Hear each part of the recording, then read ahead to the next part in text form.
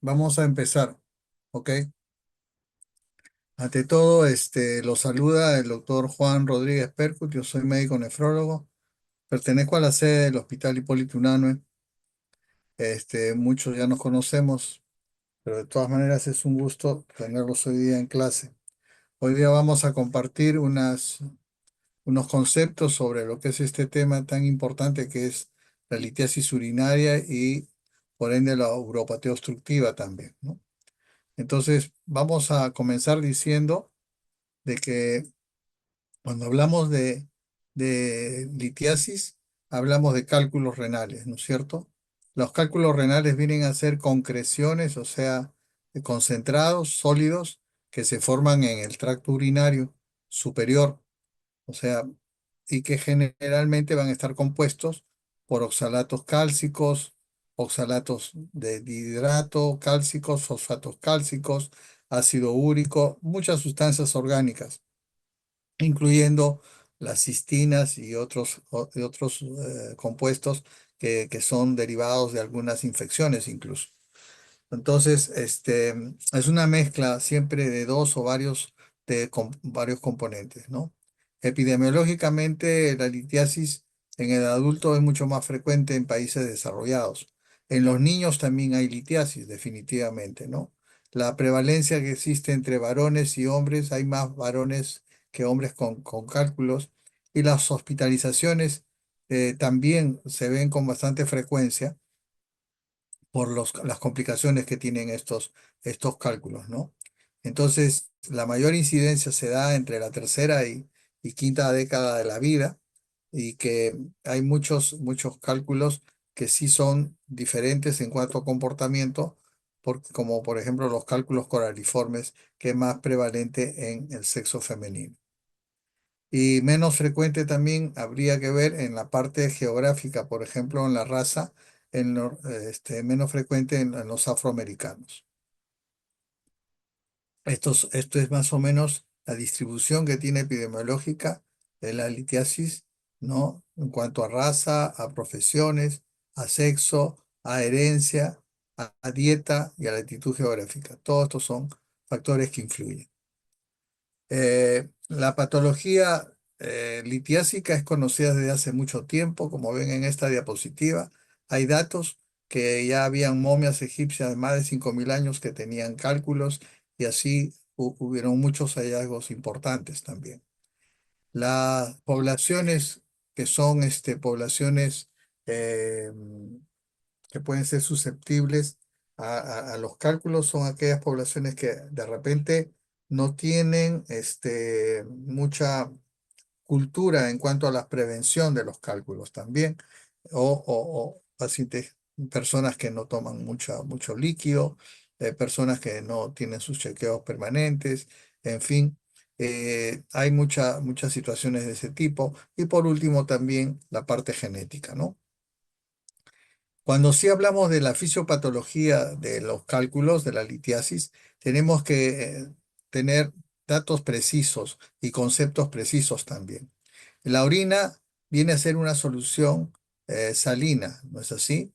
Que según tenga su concentración de sus solutos que lo conforman, van a contener 3 grados de saturación. La orina siempre va a tener una saturación un estado hiposaturado, donde va a haber baja concentración de sales que no van a precipitar. Y en el estado metaestable va a ser una orina sobresaturada, pero que va a estar en equilibrio, donde van a predominar algunos inhibidores para que no se formen cálculos. Ya vamos a indicar cuáles son esos inhibidores. Cuando esta orina está saturada ya, no saturada o sobresaturada, no se formarán nuevos cálculos, pero los preexistentes sí no se disolverán y podrán crecer definitivamente por agregación de cristales.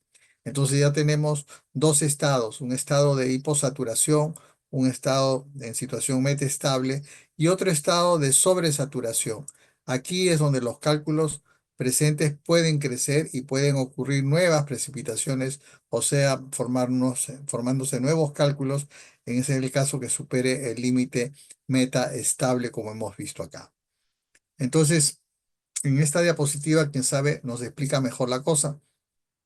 En esta zona infrasaturada, o sea, hiposaturada, hay una disolución cristalina, no hay nucleación del cálculo, porque los cálculos tienen su núcleo, son pequeñas piedras que se van formando de pequeñas moléculas ahí y no precipitan espontáneamente, ¿no? Entonces, acá hay un límite de saturación, definitivamente.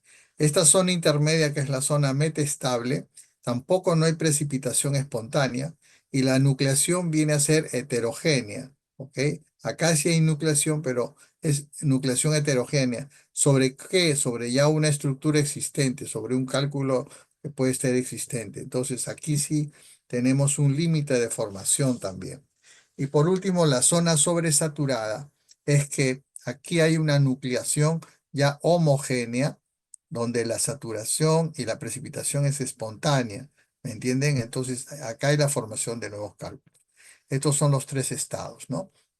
Entonces, dentro de los mecanismos de la litogénesis, lito es piedra y génesis formación, tenemos pues todos estos estados de solubilidad, estado donde va a haber la solubilidad termodinámica, en este caso son es un elemento, por ejemplo, la hidroxicalciopatita, por ejemplo, que estamos viendo acá, y hay una gradiente de saturación con unas bandas de saturación metaestable, también como hemos visto, y al final hay una sobresaturación.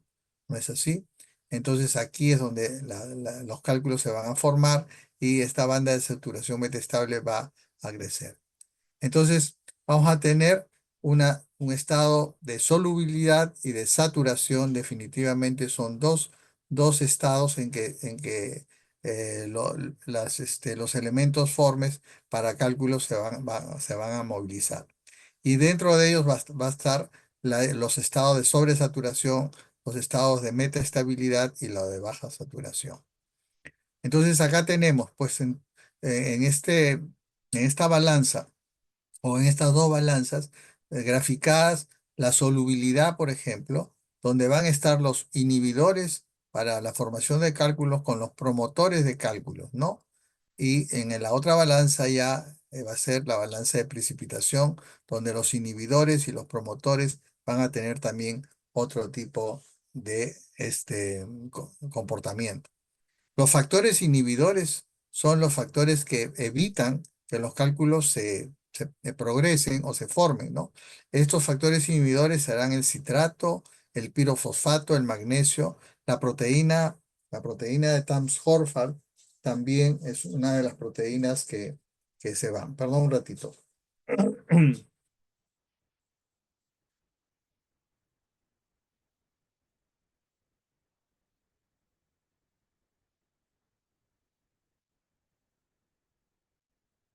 Bien.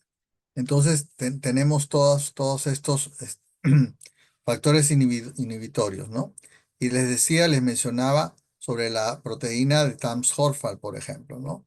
La proteína de Tams-Horford, que es una proteína que se produce en el túbulo contorneado de la Henle, por ejemplo, son inhibidores de todos los cristales también, ¿ok? No, eso sí, no inhiben, por ejemplo, algunos cristales de oxalato. También tenemos la nefrocalcina, y que la nefrocalcina se da en el túbulo contorneado distal, por ejemplo, es un potente inhibidor de agregación de los oxalatos de calcio, ¿no? Y acá tenemos el citrato, sí es una de los inhibidores más conocidos y más potentes también.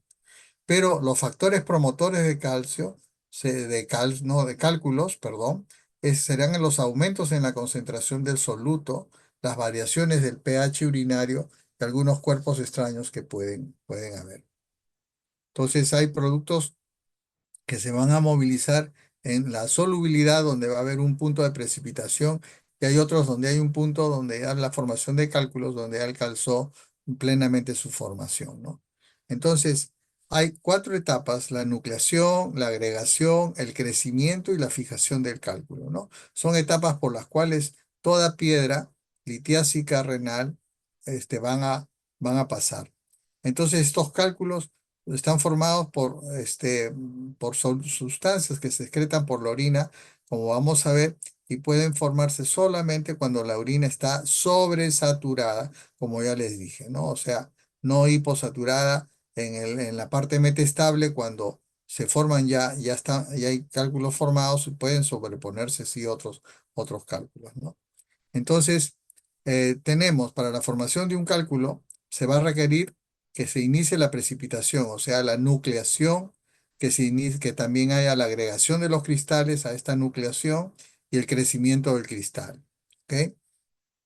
Si las concentraciones de una sustancia que forma el cálculo se va incrementando en la orina, se va a ver incapaz a veces de mantenerla en esa solución y se inicia la nucleación espontánea, ¿no? Que puede ser una nucleación homogénea o puede ser heterogénea. Heterogénea cuando es la formación de una partícula cristalina sobre otra partícula ya preexistente, no es una partícula nueva. Entonces, el cristal que se forma no se va a disolver y puede agregarse y crecer pues, sobre otro cristal preformado. Esto es lo mismo, ¿no? Que nos dice cómo es la nucleación, el crecimiento y la agregación en cuanto a la formación de los cálculos, ¿no? Obviamente que acá en la nucleación van a intervenir también algunos inhibidores como el citrato, el fosfato también. Es así. Entonces, los inhibidores de la formación de cálculos van a jugar un rol muy importante para que los cálculos no se produzcan en muchas personas y otros que lo carecen sí pueden tener más predisposición a los cálculos, ¿no? Estos inhibidores son de cuatro tipos, ¿no? Unos que son los cationes multivalentes como el magnesio, por ejemplo. Otros son aniones de tipo orgánicos como el citrato, que es un inhibidor muy importante. Otros aniones son inorgánicos ya, como el pirofosfato, y otras macromoléculas que son también no dejan de ser importantes, como son la osteopontina y la proteína de Tamms-Horfman, ¿no? Sobre la osteopontina, por ejemplo, es una glicoproteína. Esta osteopontina es multifuncional y tiene un papel fibrosante incluso en el riñón. ¿Ok? Entonces son los cuatro tipos de inhibidores. Hablamos de uno de los inhibidores más importantes que es el citrato, ¿no? Cuando hay el citrato, se encarga de inhibir la agregación, por ejemplo, de los cálculos de oxalato de calcio, inhibe también el crecimiento de los cristales de este oxalato, la nucleación espontánea del oxalato y la saturación del oxalato. Eso indica que cuando hay una hipocitraturia, o sea, poca cantidad de citratos, por alguna alteración bioquímica en los pacientes con cálculos, esto va a ser un factor muy importante para que se formen cálculos cálcicos en estos pacientes, ¿no? Entonces es muy predisponente. Eh, Cuando hablamos de factores determinantes de la litiasis, vamos a hablar de dos tipos de factores: factores extrínsecos y factores intrínsecos del individuo. Dentro de los factores intrínsecos, vamos a decir que el sexo, la edad, la raza y el factor genético son los cuatro factores intrínsecos más conocidos y los más prevalentes. El sexo es 2 veces más frecuente en el hombre, la edad pico es entre 20 y 50, la raza menos es en negros e indios americanos, y el factor genético es importante porque el 25% de de las personas que tienen cálculos tienen un defecto poligénico, por ejemplo, ¿no? Tanto en la litiasis úrica como en la litiasis santínica o en la litiasis de cistina, ¿no? Por la cistinosis. Cuando hablamos de factores extrínsecos, ya debemos hablar del factor geográfico estacional en zonas donde hay más calor, donde hay más frío, donde se come diferente, ¿no? Hay aumento de muchas proteínas, oxalatos, muchos carbohidratos, mucho calcio e ingesta de cítricos también que van a prevenir, por lo menos van a frenar un poco la litiasis, ¿no? Y la otra cosa tan importante es la ingesta hídrica, la ingesta de agua, ¿no? Entonces se dice que aquellas zonas o aquellas personas que tienen menos ingesta de agua son los más predispuestos a tener cálculos renales.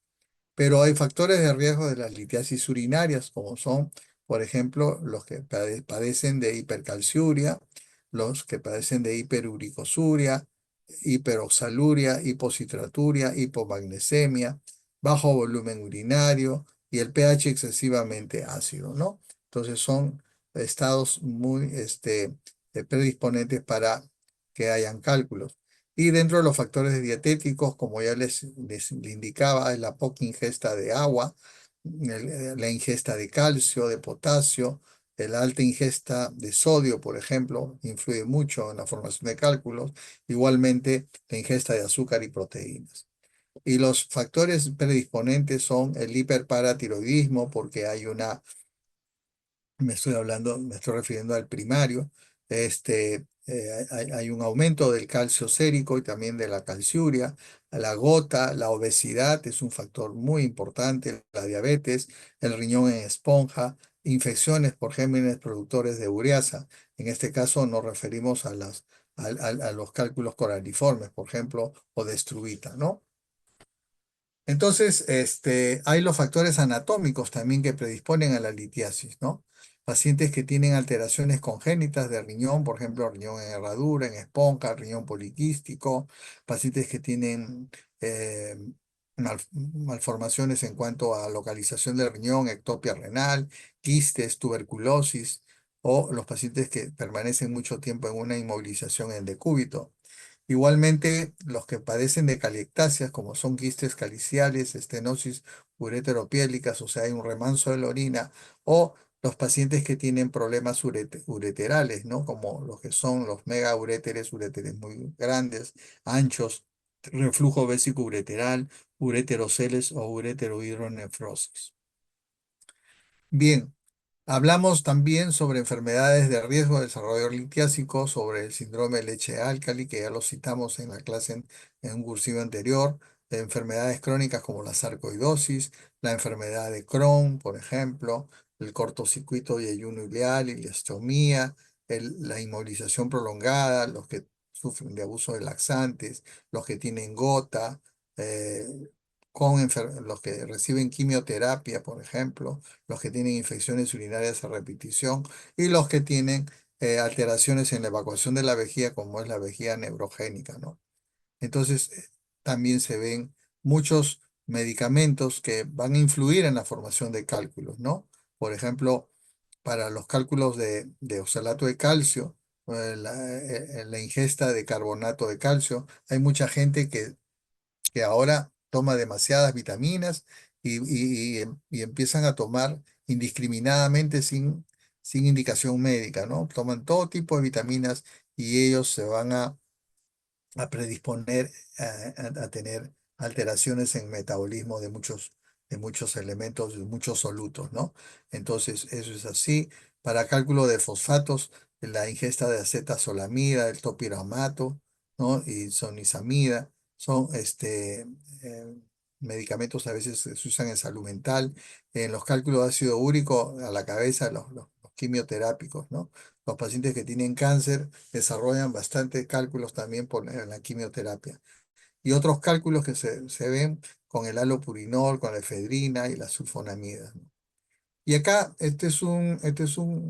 una relación de todas las enfermedades, todos los pacientes que tienen un elevado riesgo, ¿no? Que no lo voy a leer, pero dentro de todos tenemos, por ejemplo, los cálculos de recurrentes, ¿no? Que hay, son los cálculos infecciosos, los cálculos genéticamente vistos y conocidos como la cistinuria, por ejemplo, cálculos por el hiperparatiroidismo, ¿no? Enfermedad de Crohn, también enfermedades inflamatorias intestinales, la nefrocalcinosis que vemos en algunos casos, y en fin, hay muchos síndromes que también están relacionados a los riesgos de cálculos recurrentes. Estamos hablando de cálculos recurrentes. Estas imágenes representan a diferentes tipos de cálculos. Este es un cálculo coraliforme, cerrado, este es un ya cálculo abierto. Miren cómo salen los cálculos coraliformes, es impresionante, ¿no? Y las causas de nefrolitiasis, van a ver ustedes cuadros diversos de estadísticas, pero la que es la más común son las formadas por oxalatos de calcio. eh, a la cabeza está la hipercalciuria idiopática como causa principal. Las otras son el hiperparatiroidismo, la hipocitraturia, la hiperoxaluria y la hiperuricosuria también, ¿no? Y dentro de lo que es fosfatos de calcio, los calcios son la acidosis tubular renal, la ingesta de alcalinos y la hiperparatiroidismo, el ácido úrico a la cabeza, la gota, hay algunas hemopatías, enfermedades también eh, que tienen por litiasis úrica idiopática, pero hay otras que tienen por ingestas de purinas aumentadas y un pH urinario bajo. Y los fosfatos de doble amonio, magnesio son las infecciones, son los cálculos estos colariformes que vemos por gérmenes que transforman, desdoblan la urea en ureasa, ¿no es cierto? Y los cálculos de cistina, ¿no? Que son la cistinuria, que tienen un contexto genético. Entonces ustedes ven acá en esta torta, ven acá toda la predominancia que tienen algunos cálculos, ¿no? Estos son algunas formas de algunos cálculos, unas formas de cálculos de ácido úrico, de oxalatos de calcio. Tienen toda esta trama que tienen ahí los cálcicos de hidratos y tienen diferentes formas, tienen espículas, tienen todo. Por eso que cuando los cálculos migran, tienen los pacientes mucho dolor porque rasgan todo esto, ¿no? Este es un cálculo de oxalato de calcio, pero en la vejiga que se está formando, y fosfatos de calcio. Son cálculos muy grandes, a veces tienen que ser rotos de manera por una intervención. Cuando hablamos de la litiasis cálcica, es una de las más importantes porque son las más frecuentes. Más del 80% de los casos de litiasis son por el calcio y se debe a una sobresaturación urinaria del calcio o del oxalato, porque el calcio no va solo, sino va unido a otros elementos, ¿no? Y a veces no hay una causa aparente también. Dentro de lo que vemos como causas principales de litiasis cálcica, la principal es la litiasis cálcica por hipercalciuria idiopática, que llega más o menos al 60% de los casos. Pero también tenemos hipocitraturia idiopática, hiperuricosuria y algunas que no son detectables en cuanto a su formación. La nefrolitiasis cálcica, en un 90% de los casos hay alguna anomalía metabólica definitivamente y el diagnóstico se va a realizar mediante un estudio sistematizado, lo que se llama el estudio metabólico de la litiasis. Entonces, la litiasis cálcica, como ven ustedes aquí, este, perdón un ratito. eh, ven que se forman por muchos, muchos componentes, ¿no? O muchos factores. Tenemos la hipercalciuria, ¿no? La hipocitraturia, los fármacos, las anomalías anatómicas, la acidosis tubular renal tipo 1, la hiperuricosuria y la hiperoxaluria, ¿no es cierto? Entonces, tenemos todo ese contexto que vemos ahí. El estudio del cálculo es importante tenerlo, sí, se hacen cristalografías ópticas, se hace un análisis químico del cálculo cuando obtiene el cálculo, se hace cristalografías por rayos X en algunos casos la espectroscopía infrarroja, ¿no? Para ver la formación de los cálculos. Un estado importantísimo para la formación de estos cálculos, por ejemplo, es la hipercalciuria. Y dentro de ellas está la hipercalciuria idiopática, ¿no? Las características es que es genética, por ejemplo, es de carácter autosómico dominante. Esta hipercalciuria se presenta pero con calcio normal en sangre y hay un trastorno sistémico también, ¿no? Que se tiene que ver y hay otras características también, ¿no? Entonces, el diagnóstico se hace por exclusión, se descarta sarcoidosis, se descarta hipertiroidismo, inmovilización, acidosis tubular renal, tumores malignos, furosemida y osteoporosis, ¿no? Entonces, para esto es importante comprender cómo es el flujo del calcio en el organismo, ¿no? El calcio tiene el calcio de dieta ingresa al intestino, ¿no es así? Y luego luego se distribuye en el volumen extracelular, ¿no? Hay mucho calcio que van al hueso, donde hay una reabsorción del calcio del hueso, ¿no? Y digamos, una reabsorción fraccional también del calcio en el mismo hueso, ¿no?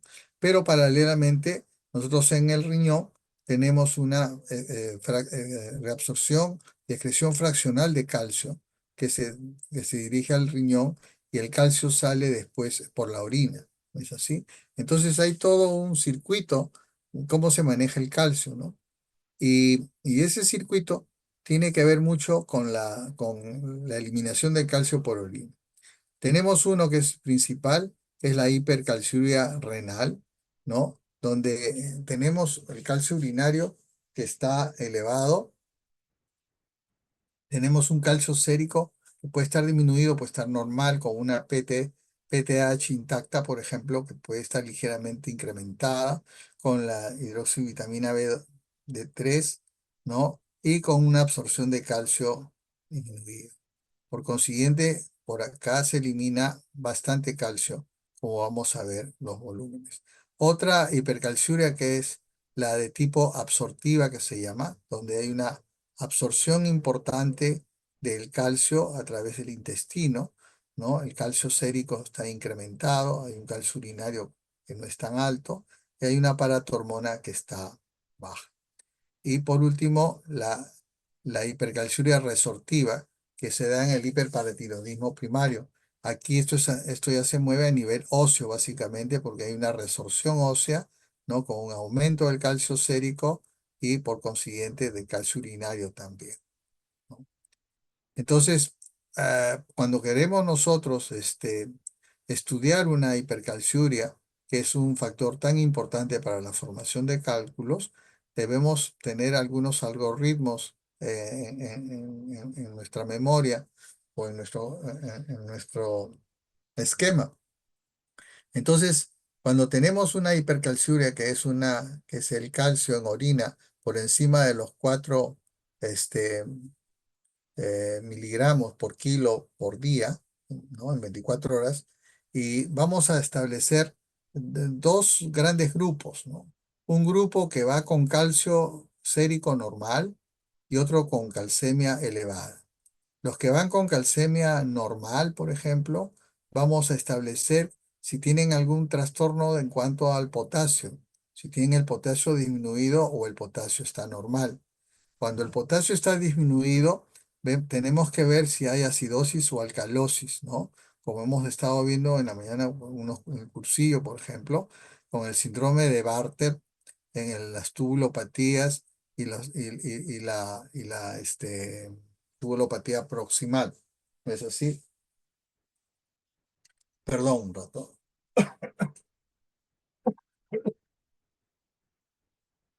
Ok. Entonces, estas tubulopatías nos indican también de que pueden tener una alteración en el manejo del calcio a nivel renal, ¿no es así? Entonces, siempre vamos a encontrar en el síndrome de Bartter, como no, vamos a encontrar una hipocalemia también, una poliuria y una calciuria importante, ¿no? Aquí en este síndrome de Bartter hay, por ejemplo, los chicos no crecen, hay dificultad para el crecimiento, ¿no? Esta es una enfermedad del túbulo distal, básicamente, ¿no? No es proximal, sino del túbulo distal, porque hay una pérdida de sodio, cloro, potasio, ¿no es cierto? Y es así. Entonces, eh, es una de las cosas que siempre tenemos que tener presente. Y estos otras tubulopatías vienen con acidosis tubular y con el síndrome de Fanconi también. Por otro lado, tenemos los que tienen el potasio normal. Vamos a ver el algoritmo 2 que les voy a mostrar en la siguiente diapositiva.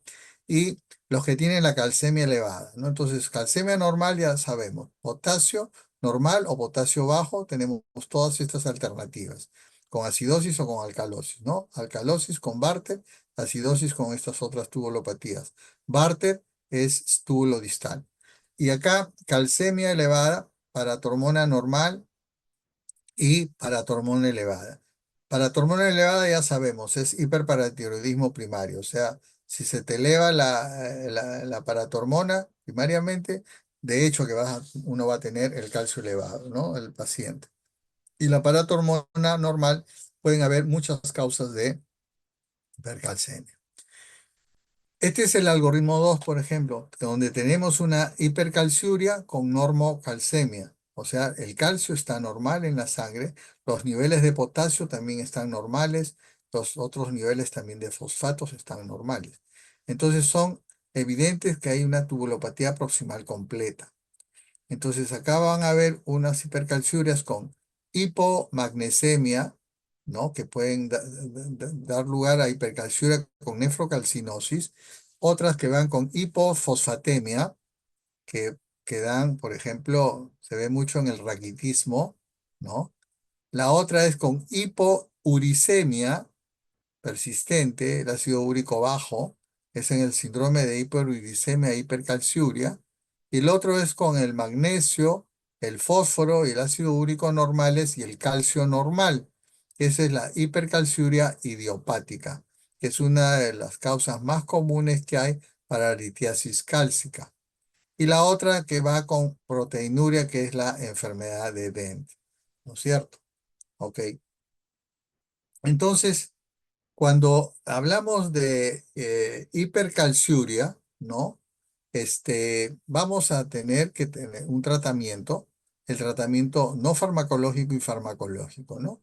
En el tratamiento farmacológico vamos a tener que dar diuréticos tiacidas, un comprimido de hidroclorotiacida de 12,5, 25, 50 miligramos, hará que esto aumente la reabsorción, ¿no? Del calcio renal. Pero eso sí, tenemos que tener en consideración sobre algunos efectos de dislipidemia, hipopotasemia y fotosensibilidad. Y por otro lado, podemos tener la ingesta de citrato de potasio también, uno o dos comprimidos de 1,80 gramos, ¿no? Que va a disminuir la absorción intestinal, pero también aumenta la reabsorción renal de calcio, ¿no? Aumentando el pH también. Y el tratamiento no farmacológico se refiere a la ingesta hídrica, donde tenemos que indicar una buena ingesta hídrica, la ingesta de sodio que tiene que ser reducida, porque no. La ingesta proteica igualmente de 0,8 a 1 gramo por kilo al día, y la ingesta de calcio para restringir el aumento de la reabsorción. Entonces, una hipercalciuria tiene todos estos tratamientos, ¿no? Con algunos diuréticos que también se pueden usar, ¿no es así? En algunos casos, ¿no? Ahora, la definición de anomalías metabólicas de la litiasis cálcica, por ejemplo, tenemos que tener en consideración algunas cosas, ¿no? Algunos valores que son normales para que podamos tener nuestros criterios de alteración. Se dice hipercalciuria cuando el calcio en orina de 24 horas es mayor a 4 miligramos por kilo por día. ¿Ok? Antes se decía, ustedes pueden ver seguro en algunos libros que es mayor de 200 miligramos al día, pero no es así. Hay que calcularlo por kilo día, ¿ok? Entonces, otros autores hablan de que es mayor de 4 miligramos por kilo día en ambos sexos, otros hablan diferente, 300 en la mujer, ¿no es cierto? Y eso es relativo, pero lo que es absoluto es más de 4 miligramos por kilo al día.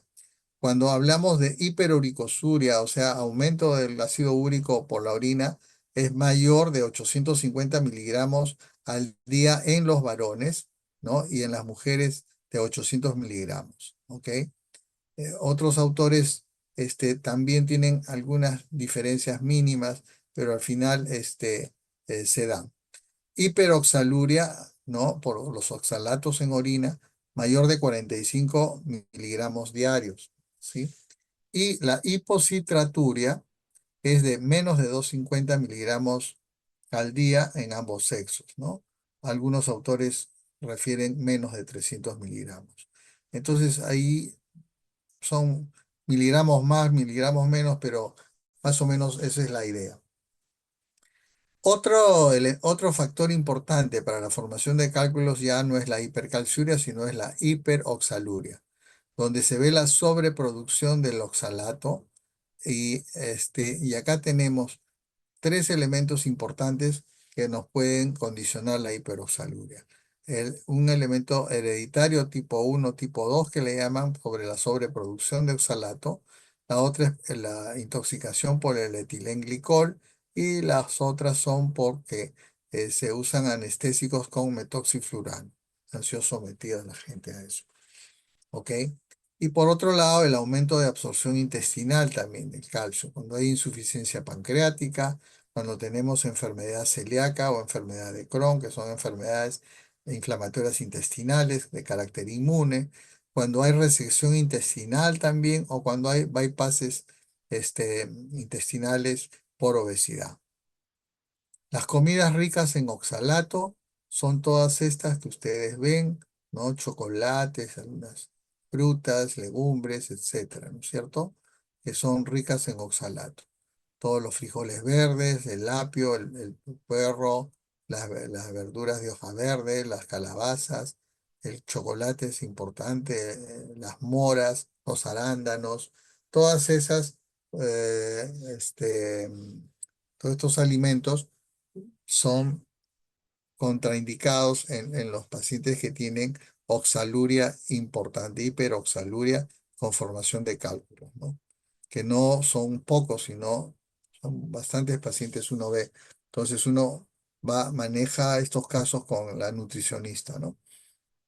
Entonces hay que hacer que haya restricción del oxalato en la dieta, el carbonato de calcio que hay que darle hasta 1,5 gramos, el tratamiento, o sea, sean tres tabletas de 500, ¿no? De carbonato de calcio, el tratamiento específico para una enfermedad X que esté condicionando la hiperoxaluria, la dieta baja en grasa, podemos encontrar triglicéridos de cadena mediana y tener una hipertrigliceridemia, dar la colesteramina también y el citrato de potasio y de magnesio que también son de mucho apoyo. Cuando ya tenemos sobre citrato, tenemos un estado que se llama hipocitraturia. En la hipocitraturia, lo que vamos a ver es que el citrato va a unirse al calcio, disminuyendo su concentración y su sobresaturación. Entonces, ustedes saben que el citrato es uno de los inhibidores más importantes que hay para la formación de los cálculos.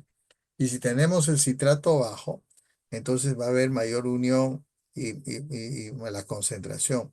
Entonces se van a unir los cristales de oxalato de calcio y el citrato justamente va a prevenir su crecimiento y la agregación que va a haber, ¿no es cierto? ¿Por qué? Porque incrementa la actividad inhibitoria de algunas macromoléculas.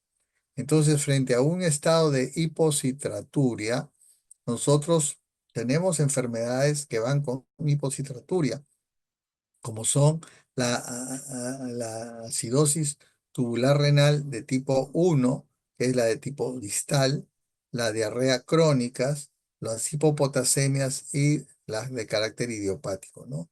Aquí, entonces, en este contexto de hipocitraturia, hay un estado ácido-base sistémico alterado que no regula adecuadamente la absorción. Entonces, ¿cómo es el tratamiento? Tenemos que dar citrato al paciente, ¿no? Citrato de potasio generalmente. Primero tratar la causa subyacente, su citrato y el ácido cítrico, como son jugo de limón, naranja, etcétera, ¿no? Otro estado importante que hay para la formación de cálculos es la hiperuricosuria. El ácido úrico contribuye más o menos en un 10 a 15% de los cálculos cálcicos también, que van a haber. No solamente cálculos de ácido úrico, sino cálculos cálcicos, ¿ah? Por calcio, ¿no? Entonces es el estado de hiperuricosuria.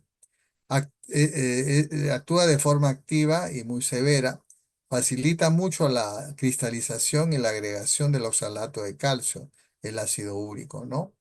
Cuando está alto en la orina. Y disminuye el consumo de purina el individuo y entonces mejoran estas condiciones para la formación de cálculos, ¿no?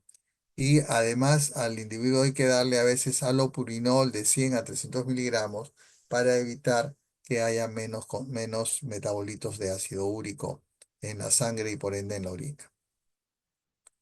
Entonces, eso es en cuanto a la formación de litiasis cálcica por hiperuricosuria. Pero hay otras litiasis que son por el ácido úrico, ¿no? Son los cálculos básicamente de ácido úrico, ¿no? Estos son los cálculos de ácido úrico. Estos cálculos van a producirse cuando están, mejor dicho, en un medio con pH urinario bajo, menos de 5,5.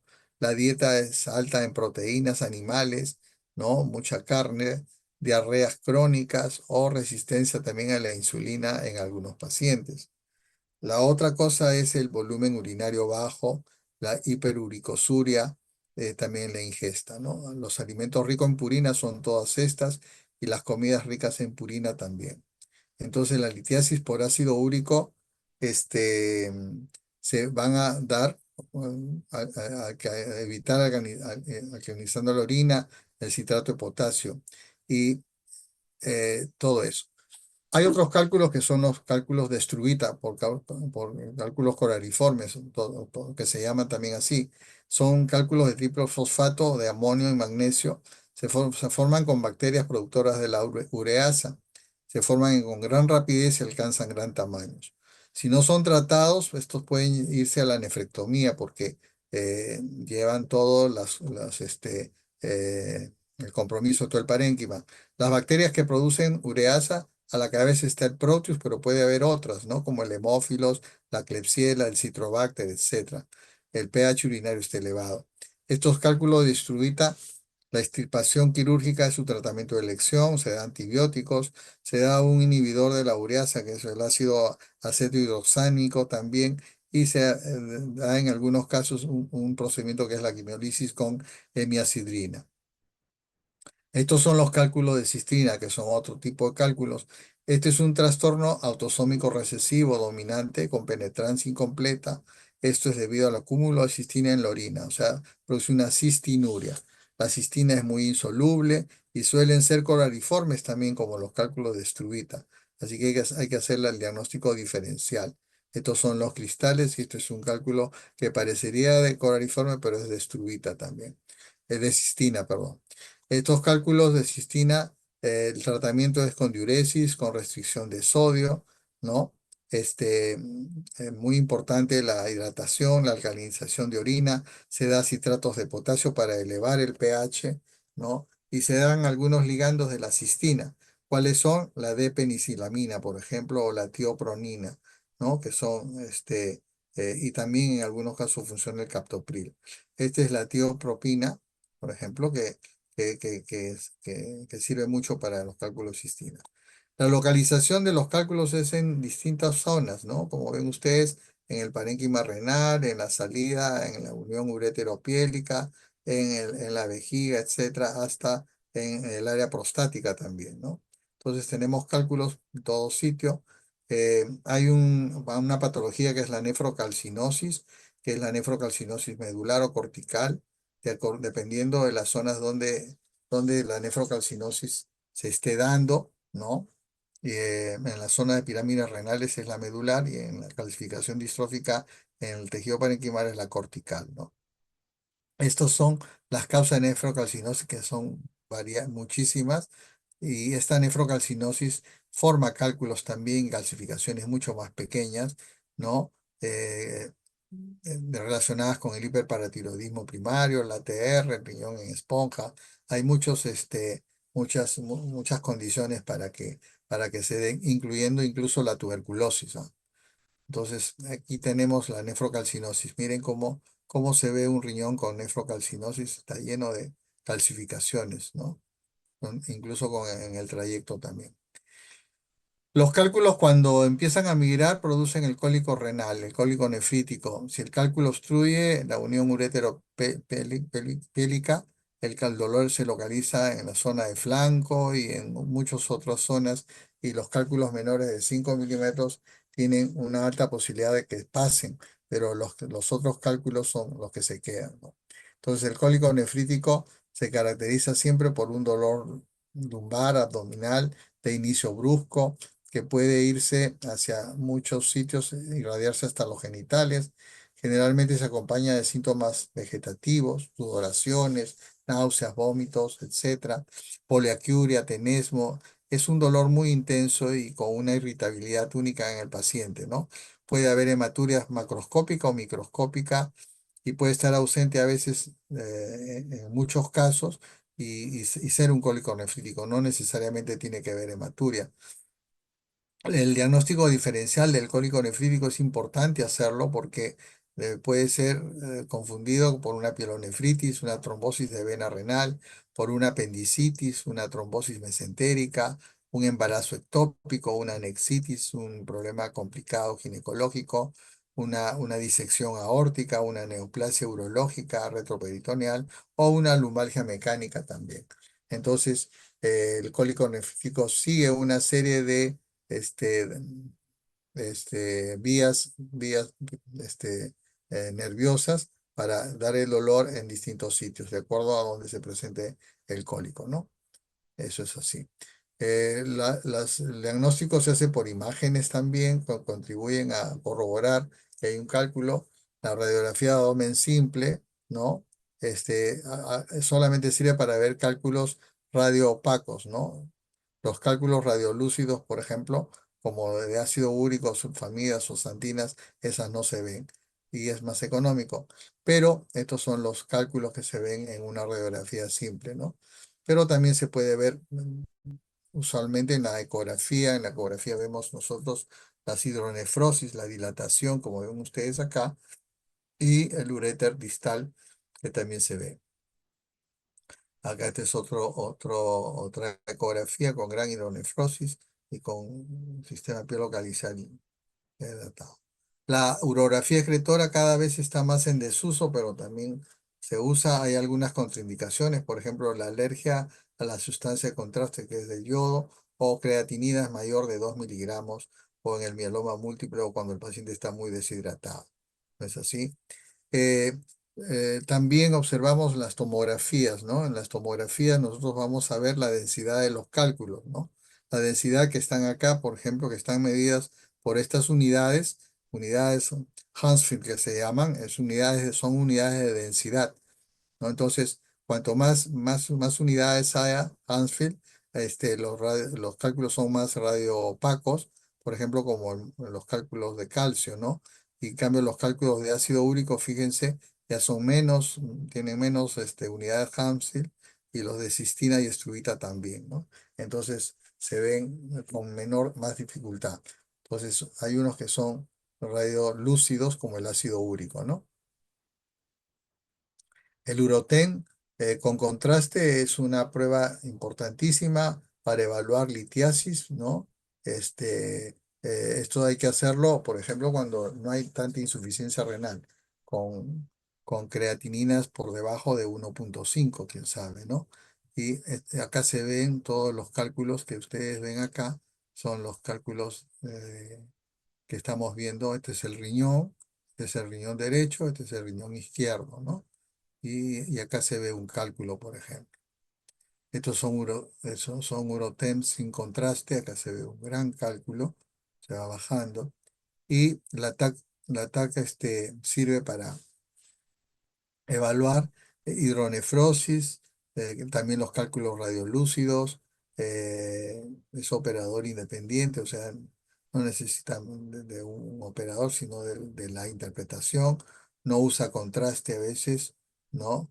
Sensibilidad más o menos de 96 y especificidad. Los análisis de laboratorio que hay que tener en cuenta son el pH urinario, el ácido úrico, la acidosis tubular, que hay que identificarla si es completa o no, el desdoblamiento de la urea, todo eso hay que hacer el diagnóstico microbiológico, ¿no? Entonces, los exámenes siempre hay que hacerlos, los de sangre, la calcemia, la fosforemia, la PTH intacta, siempre debe estar presente, el nivel de vitamina D, el ácido úrico, el magnesio, el bicarbonato venoso y los electrolitos. Y en orina es la calciuria, la uricosuria, la citraturia, la oxaluria, la magnesuria y la creatinuria, porque a veces uno tiene que hacer relaciones de creatina con oxalato, creatina con calcio. ¿Ok? Entonces, todo eso, y los urocultivos y el pH en orina fresca, que es importantísimo. El estudio metabólico de litiasis cálcica comprende la calcemia, todos estos exámenes de calcio en orina de 24 horas, el de ácido úrico, sodio, todo esto en 24 horas, el pH en orina fresca, la PTH intacta y el urocultivo.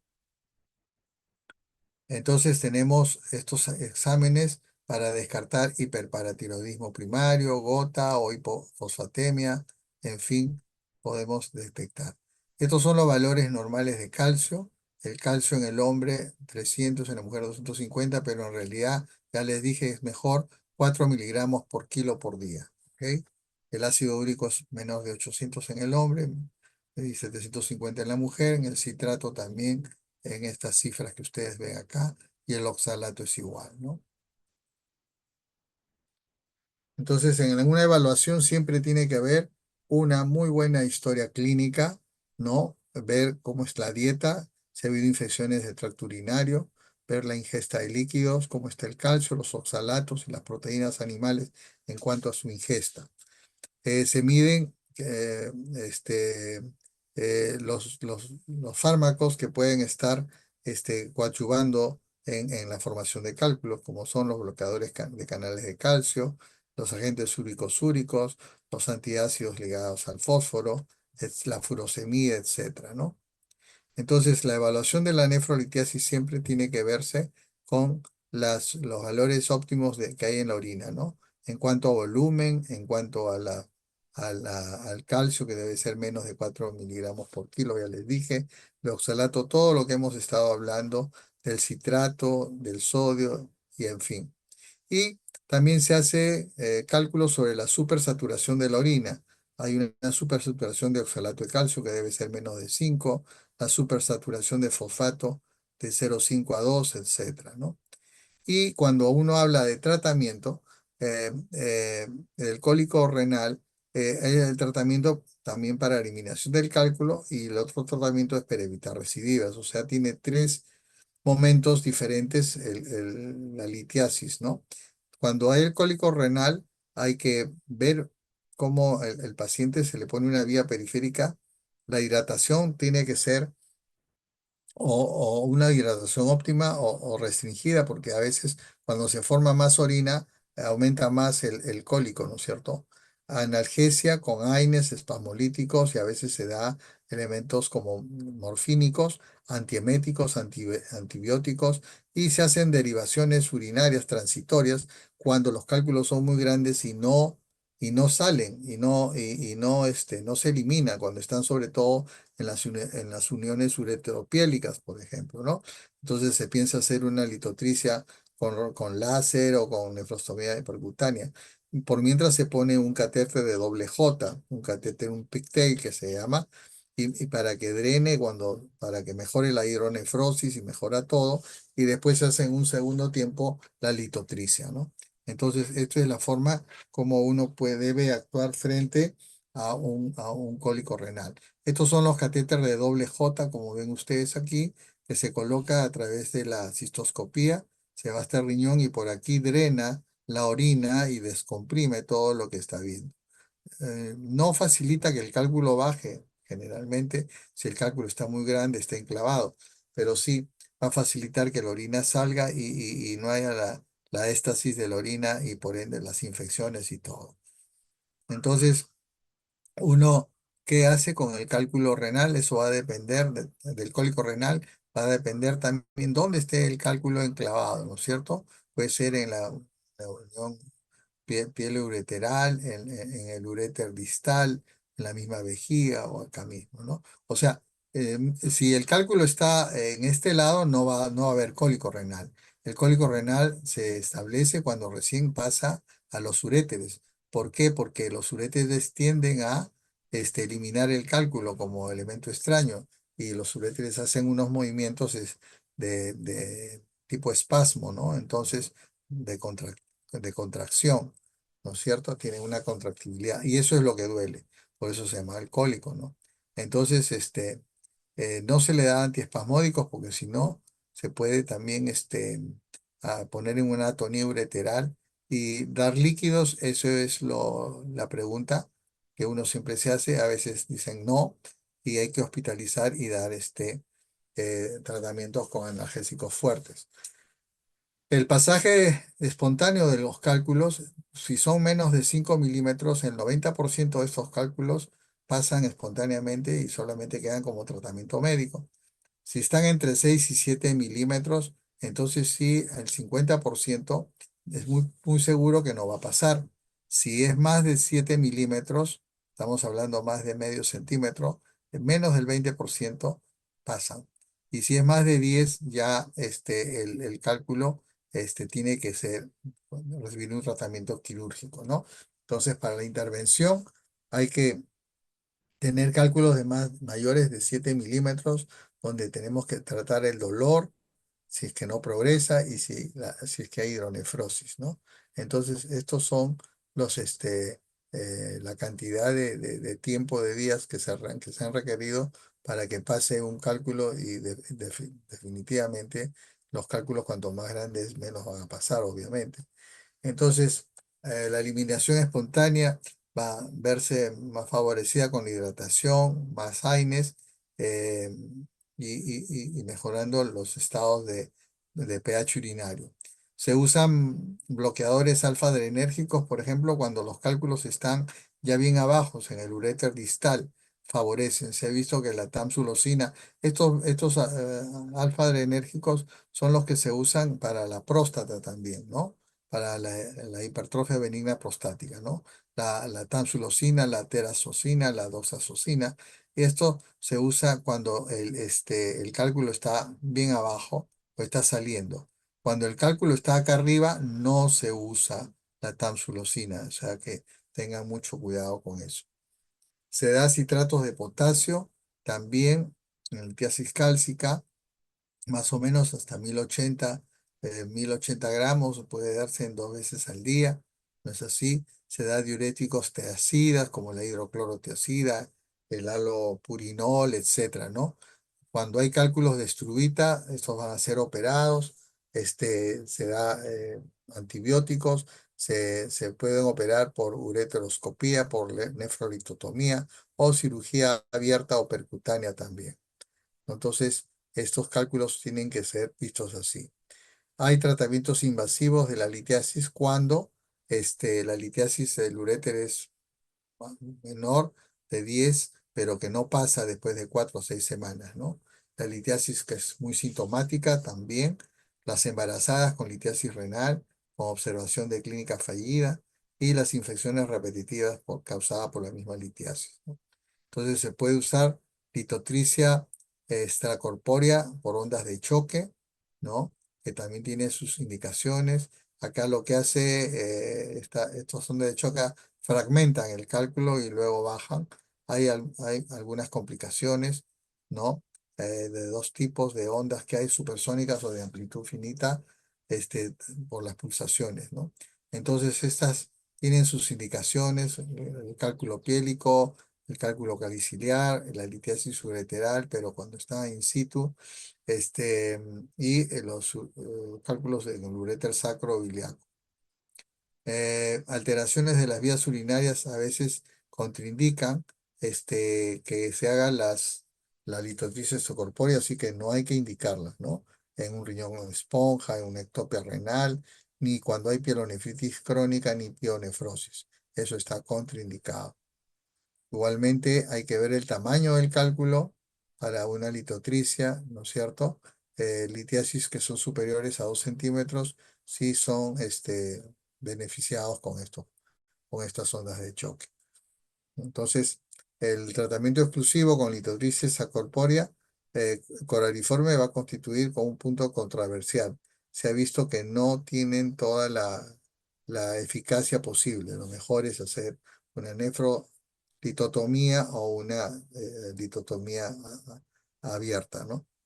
Entonces, hay complicaciones que se dan siempre, las nefrolitotomías percutáneas también, que son otros procedimientos que usan los urólogos, pues meter un trocar acá y sacar el cálculo, ¿no? Significa mucho riesgo, pero las manos expertas lo hacen bien. Entonces, cuando los cálculos son demasiado grandes, obstruyen la rama del sistema de recolección, ¿no? Cálculos por encima de 8 pulgadas, o sea, por encima de 2 centímetros, que están difíciles de salir nosotros, ¿no? Entonces, esta es la litotricia percutánea también, o la nefrolitotomía percutánea que se hace aquí, ¿ok?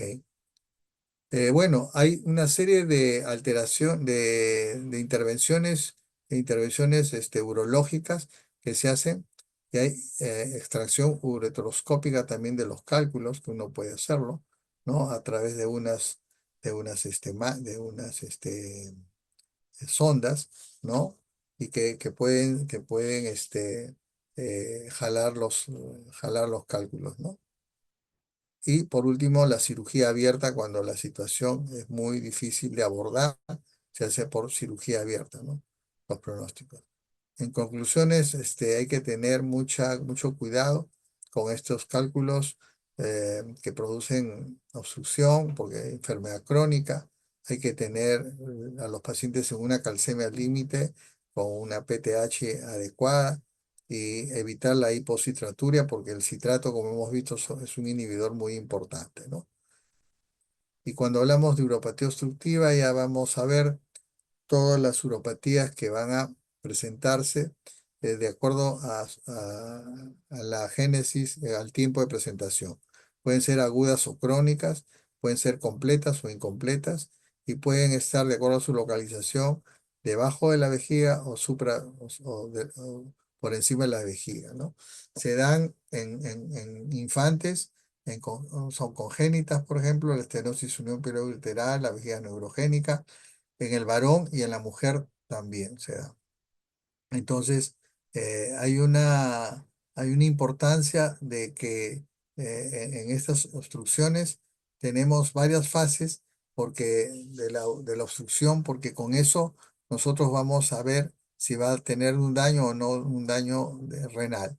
Cuando es la primera fase de la obstrucción, en 90 minutos hay un flujo sanguíneo renal que se ve incrementado, hay una vasodilatación preglomerular y aumenta la presión ureteral, porque hay una presión negativa.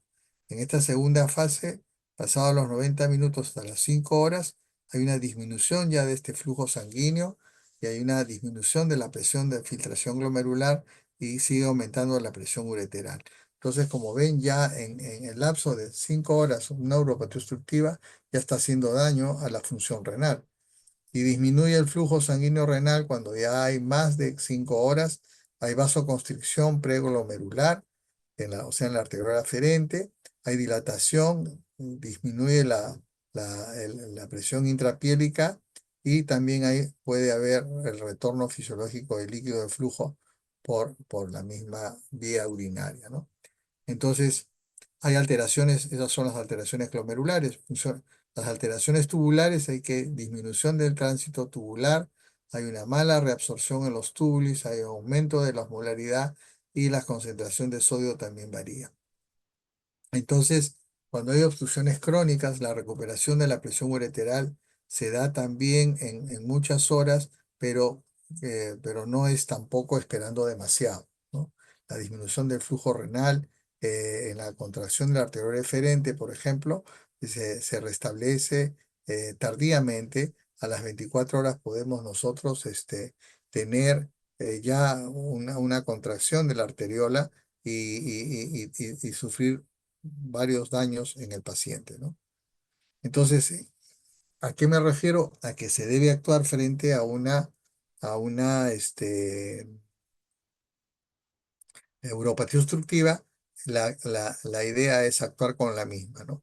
Entonces, tanto en los estados obstructivos, preobstructivos, y es muy amplio estas cosas. Podemos encontrar elementos así de obstrucción, fíjense, ya con un daño total que han tenido que ser erradicados desde el parénquima renal a los uréteres, porque han habido hasta necrosis, ¿no? Entonces hay obstructivas supravesicales, obstructivas infravesicales, y estas son las que nosotros podemos evitar en algún tiempo, ¿no? Eh, las, las crisis renoureterales se refieren a las crisis del cólico renal, por ejemplo, ¿no? Donde uno tiene que actuar. Y las hidronefrosis, que viene a ser la dilatación de la cavidad pielocalicial, las dilataciones que se dan, las etiologías, hay hidronefrosis congénitas y hay hidronefrosis adquiridas, ¿no? Entonces uno debe hacer la separación de estos factores causales también. Entonces, esta hidronefrosis hay que diagnosticarla desde un primer momento. Un procedimiento que nos sirve de mucho es la ecografía renal, ¿no? Puede diagnosticar la causa, inclusive en algunos momentos la tomografía también, ¿no? Entonces, acá tenemos una hidronefrosis, ¿ok? Y acá tenemos otra.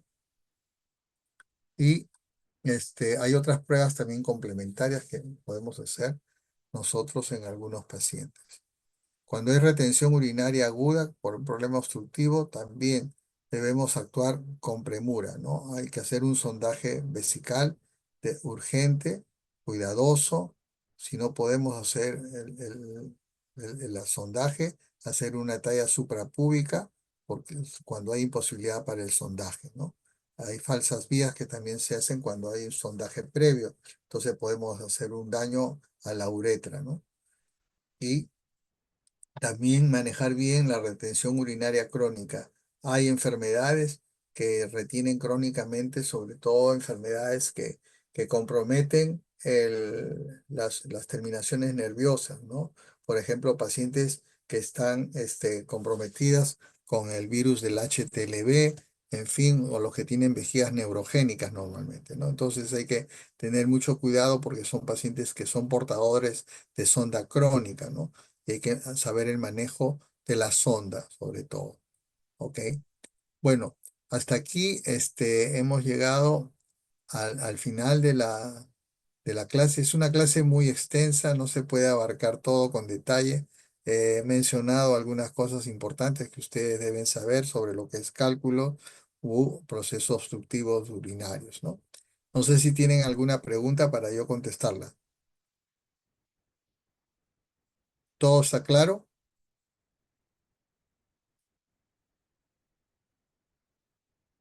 Está claro, doctor. Muy bien. Entonces, ha sido un gusto de haberlos tenido en clase y nos estamos viendo. Que tengan suerte en todo, en su examen también. ¿Ok? Nos estamos viendo. Gracias, doctor. Suerte.